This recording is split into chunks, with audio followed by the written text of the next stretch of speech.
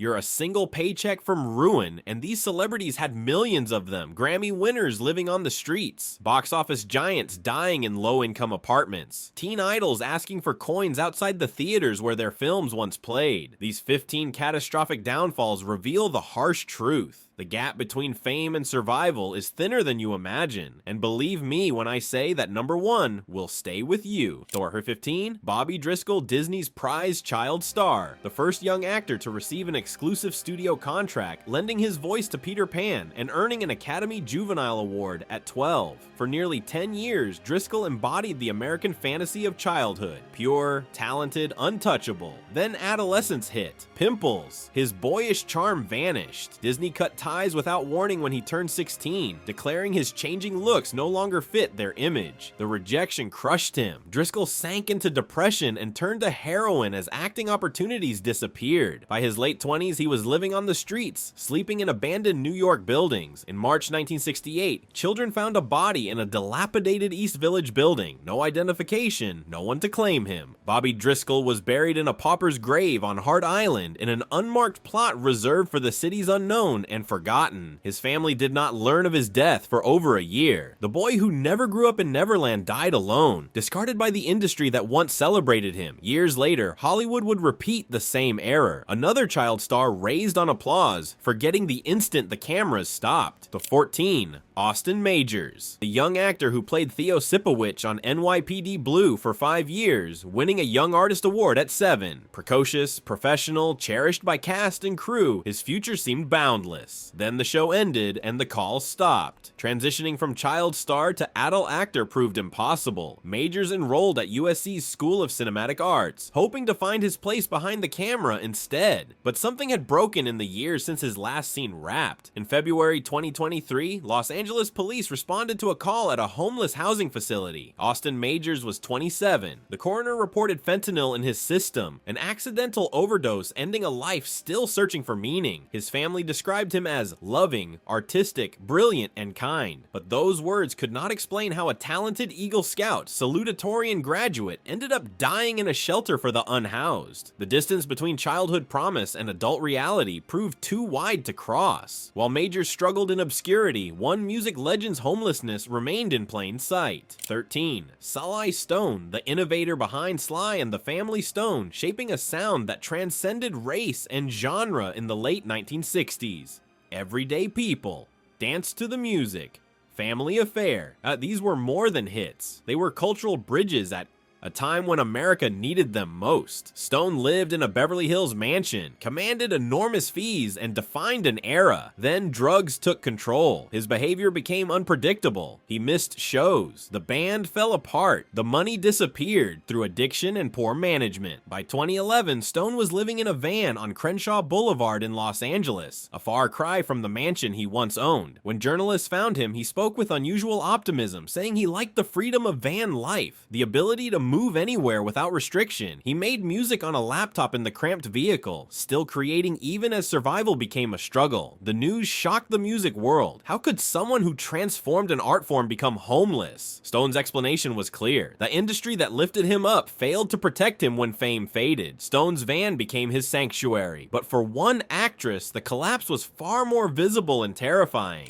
12. Margot Kidder, the actress who soared alongside Christopher Reeve in the Superman films, embodying the fearless reporter admired by millions. Beautiful, talented, successful, a genuine Hollywood figure through the 1970s and 1980s. Then a car accident in 1990, severe injuries, surgery, painkillers, recovery that never fully arrived. Kidder developed dependencies, her mental health declined. In April 1996, she disappeared. For 3 days, no one knew her location. Police eventually found her in a stranger's backyard in Glendale, California. Disheveled, paranoid, missing teeth. She believed her ex-husband had hired CIA agents to kill her. The breakdown was complete and painfully public. Kidder later disclosed she had been homeless during those missing days, sleeping in cardboard boxes and hiding in yards, terrified of imagined pursuers. The woman who played strength and independence on screen was diagnosed with bipolar disorder, a condition she had fought silently for years. Kidder became an advocate for mental health awareness, awareness, speaking openly about her experiences, but the image lingered in public memory. Superman's Lois Lane, broken and frightened. Kidder vanished for 3 days. The next actress disappeared in a different way, slowly, painfully, under the public's gaze and ridicule. Erin Moran, the spirited younger sister who won hearts on Happy Days and its spin-off Joni Loves Chachi. For years, she embodied teenage hope and wholesome American ideals. The show made her wealthy and famous. Then it ended, and Moran realized that child stardom does not guarantee adult success. The roles disappeared. Money problems mounted. By 2010, Moran lost her California home to foreclosure, a crushing blow for someone who had earned millions as a child. She moved to Indiana with her husband and his mother, living in a trailer park far from Hollywood glamour. Things got worse. A drunken fight with her mother-in-law in 2012 led to Moran being kicked out. She became truly homeless, moving between motels, relying on strangers, struggling with alcoholism that had quietly worsened. The tabloids covered her mercilessly, printing unflattering photos and speculating about her decline. In April 2017, Moran died at 56 from complications of stage 4 throat cancer. She had been living in a rundown trailer at the end. Fans mourned not only her death, but the stark contrast between the cheerful teenager they had loved and the struggling woman who died in obscurity. Moran's story was tragic. The next transformation would enter territory almost incomprehensible. 10. Randy Quaid, a versatile performer who had worked with the industry's best directors in films like The Last Detail, National Lampoon's Vacation, and Brokeback Mountain. Respected, successful, then something changed. In 2009, Quaid and his wife, Evie, were arrested for skipping a hotel bill. Their explanation defied reason. They claimed Hollywood star whackers were trying to kill them, a secret group murdering celebrities and stealing their estates. They fled to Canada, seeking asylum, and posted bizarre videos online, ranting about conspiracies. The arrests continued. The paranoia grew. They squatted in a house they had previously owned, were arrested again, and made more videos accusing celebrities of involvement in the supposed conspiracy. By 2015, the Quaids were living nomadically, sleeping in their car, squatting in different properties, constantly running from authorities. Quaid, once a respected actor, became a punchline. His social media presence grew increasingly disturbing. Whether the paranoia came from mental illness, substance abuse, or genuine belief is unclear. What is certain is the transformation. From Academy Award nominee to homeless fugitive convinced Hollywood was hunting him. Quaid's paranoia consumed everything he had built. For one child star, the fall came without delusion, only the harsh reality of addiction and industry abandonment.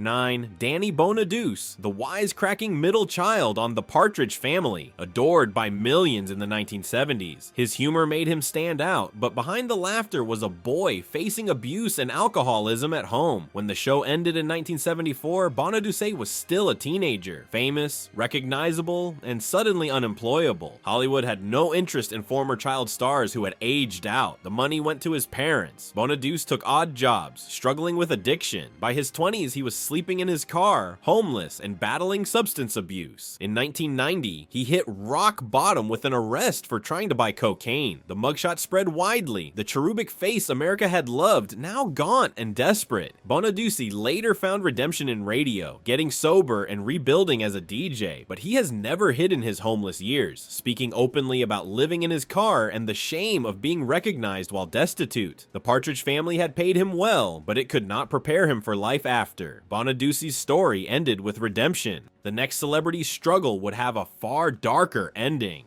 8. Willie Ames, the wholesome teen from 8 is Enough, earning over $1 million a year at his peak. He was everywhere in the late 1970s, television, movies, magazines. Then the show was canceled in 1981, and Ames made what he called catastrophically stupid decisions. He turned to drugs and alcohol to deal with sudden irrelevance. 2 divorces followed. His fortune disappeared through poor investments and addiction. By the early 2000s, Ames had lost everything. He lived on California streets, sleeping under bushes in parks, a former millionaire now scavenging for survival. In interviews, he described the surreal humiliation. "I went from eating at the White House to sleeping in the bushes. Fans occasionally recognized him while clearly homeless. He would comply with autograph requests and then retreat to his car. Eventually, Ames got sober, learned construction, and worked on cruise ships to rebuild. By 2018, he returned to acting in small roles. Yet the years on the streets left a permanent mark, a reminder of how how quickly fame's safety net can vanish. Ames clawed back from the streets. One Olympic hopeful's fall would be even more devastating. Number 7, Houston McTeer, the fastest man alive in the 1970s, holding world records in the 100-yard and 60-yard dash. Nike signed him to lucrative contracts. His speed was extraordinary, a gift that promised Olympic gold and lifelong security. Then came crack cocaine. The drug destroyed him quickly, erasing everything before he turned 30. McTeer lost his Nike deal, his savings, and his home. By the mid-1980s, the fastest man alive was living on Skid Row in Los Angeles, one of America's most desperate homeless areas. He scavenged for food and slept in alleys. A former coach found him and got him into rehab. McTeer managed to get clean enough to qualify for the 1984 Olympic trials, though he did not make the team. Sobriety never lasted. He continued cycling between homelessness and temporary stability for decades. In 2007, ESPN told his story in The McTeer Supremacy, documenting his catastrophic fall. He died in 2015 at 58, never escaping the grip of addiction. McTeer's athletic gifts could not save him. For one comedy legend, success itself would become the problem. Number 6, Bud Abbott. Half of Abbott and Costello, one of the most successful comedy duos in entertainment history. From 1940 to 1956, Abbott was among the highest paid performers in America, starring in 36 films and earning enormous fees. Who's on First became legendary. Then came the IRS, backed taxes, $500,000 in disallowed exemptions. The government seized nearly everything. Abbott was forced to sell his home, his possessions, even the rights to many films. When Lou Costello died in 1959, Abbott tried to continue with a new partner, but it failed. No one could replace Costello. The money was gone. The career was over. By the late 1950s, Abbott, once worth millions, was genuinely homeless. The man who had entertained presidents found himself without shelter, struggling to survive in a world that had moved on. He eventually scraped together enough stability to do voice work for a cartoon show in 1967.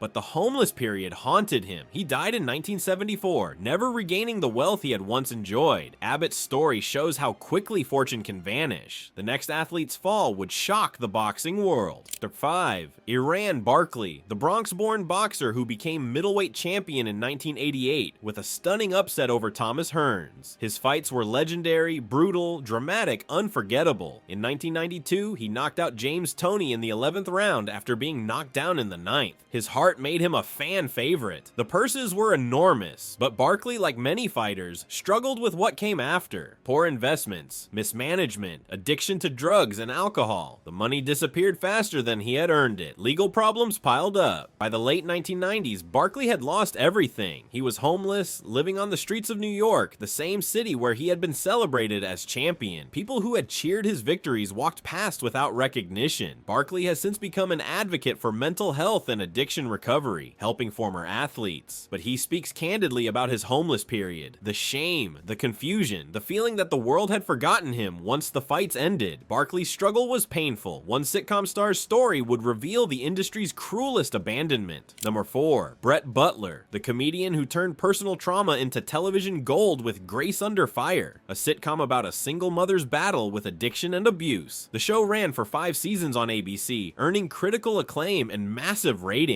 Butler drew on her own alcoholism, and her sobriety seemed proof that redemption was possible. Behind the scenes, everything unraveled. Her behavior became erratic, angry outbursts, failing to show up for work. In 1997, she was arrested for DUI and entered rehab again. By 1998, the network had enough. The show was canceled. Butler's life collapsed immediately. Work dried up, savings vanished. She lost her home and ended up in a homeless shelter, a stunning fall for someone earning millions just months before. Butler has since spoken openly about hitting rock bottom, admitting it took years to rebuild. She continues working in entertainment and advocating for addiction recovery. Butler eventually found stability. One legendary actress's decline would be far more disturbing in public. Number 3, Sean Young, the striking actress who captivated audiences in Blade Runner, Dune, and No Way Out in the 1980s. She had rare beauty and commanding presence, destined for lasting stardom. Then came the reputation. Young became known for erratic erratic behavior and conflicts with directors and co-stars. In 1988, she was cast as Vicky Vale in